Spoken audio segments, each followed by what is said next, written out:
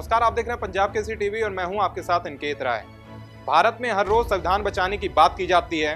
सदन में संविधान को लेकर विपक्ष के लोग दुहाइयां देते हैं। इंडिया ब्लॉक की पार्टी लगातार संविधान को लेकर बीजेपी पर हमलावर है। इतना ही नहीं, बीजेपी पर विपक्ष की पार्टियों ने आरोप भी लगाया है कि बीजेपी संविधान बदलने जा रही है।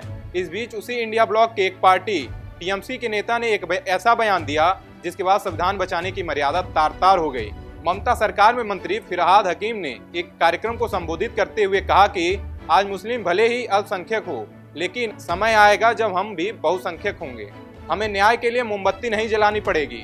इस बयान के आने के बाद मानो पूरे देश में सियासत गर्म हो गई। फिरहाद के इस बयान का मतलब क्या है? फिरहाद इस बयान को देकर क्या जाहिर करना चाह रहे हैं? फिरहाद हिंदुस्तान में रहकर इस प्रकार का बयान कैसे दे सकते हैं? फिरहाद का यह बयान यह दर्शाता है कि उनके मन में हिंदुओं के लिए कितनी घृणा है।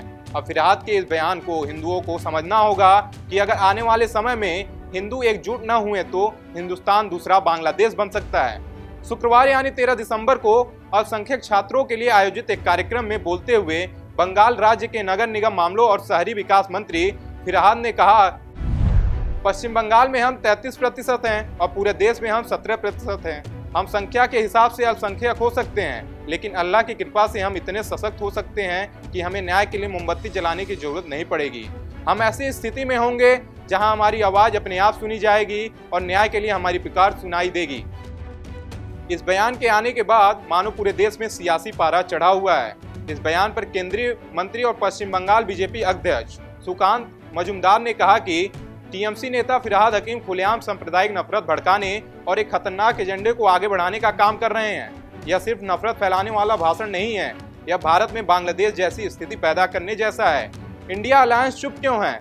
मैं उन्हें इस पर अपनी राय व्यक्त करने की चुनौती देता हूं। हमारा देश अपनी एकता और अखंडता के लिए इस तरह के खतरों को बर्दाश्त नहीं करेगा। अब ऐसे में सवाल यह उठता है कि अगर भारत में मुस्लिम आबादी बहुसंख्यक हो गई तो क्या हिंदुस्तान दूसरा बांग्लादेश बन सकता है? अब हिंदू भाइयों को सोचना होगा, क्योंकि इस बयान के बाद साफ जाहिर हो रहा है कि मुस्लिम अगर थोड़ा सा भी अधिक हुए तो थोड़ा भी समय नहीं लगेगा दूसरा बांग्लादेश बनने में।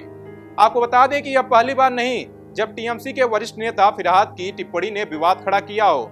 इस साल जुलाई में हकीम को माफी मांगनी पड़ी थी, जब उन्हें यह कहते हुए सुना गया था कि जो लोग इस्लाम में पैदा नहीं हुए वे दुर्भाग्यशाली हैं। उन्होंने कहा था वे बदकिस्मत हैं जो इस्लाम में पैदा नहीं हुए।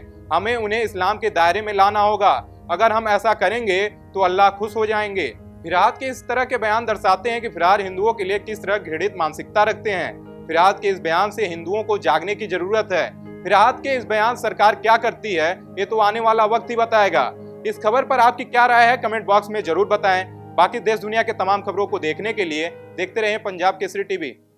हमसे जुड़े रहने के लिए हमारे YouTube चैनल को सब्सक्राइब करें और नई वीडियो की नोटिफिकेशन के लिए बेल आइकॉन को दबाएं।